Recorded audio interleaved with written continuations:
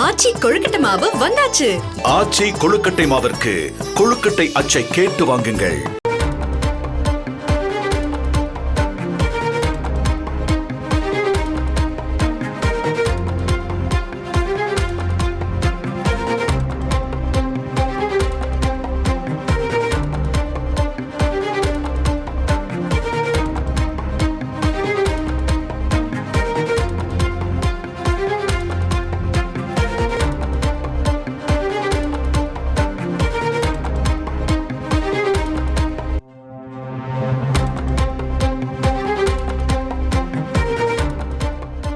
நாம் தமிழர் கட்சியின் ஒருங்கிணைப்பாளர் சீமான் மீது பட்டாபிராம் போலீசார் SC/ST சட்டத்தின் கீழ் வழக்கு பதிவு செய்திருக்கிறார்கள்.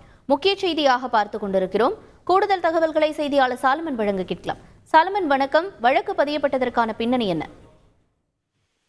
விக்கிரவாண்டி இடைத்தேர்தலின் போது நாம் தமிழர் கட்சியின் தலைமை ஒருங்கிணைப்பாளரான சீமான் அப்போது முன்னாள் முதல்வர் கலைஞர் குறித்தும் மற்றும் அவரை தாழ்த்தப்பட்ட சமூகத்தினர் குறித்தும் அவதூறு பரப்பும் வகையில அவர் கருத்தை ஒன்று தெரிவித்ததாக கூறப்படுகிறது.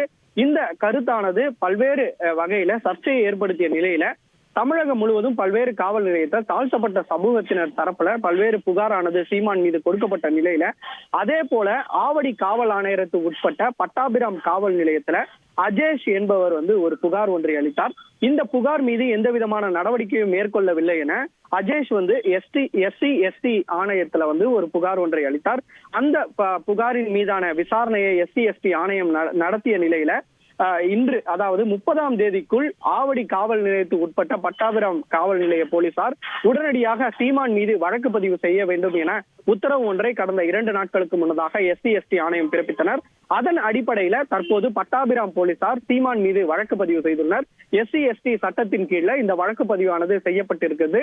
அடுத்த கட்டமாக சீமானுக்கு சம்மன் அனுப்பி இந்த வார்த்தையை பயன்படுத்தியதற்கான காரணம் என்ன என்பது தொடர்பாக விசாரணை மேற்கொள்ள பட்டாபிராம் போலீசார் திட்டமிட்டிருப்பதாக கூறப்படுகிறது. விரிவான தகவல்களுக்கு நன்றி சாலமன். ஆச்சி கொழுக்கட்டை மாவு வந்தாச்சு. ஆச்சி கொழுக்கட்டை மாவிற்கு கொழுக்கட்டை அச்சை கேட்டு வாங்குங்கள்.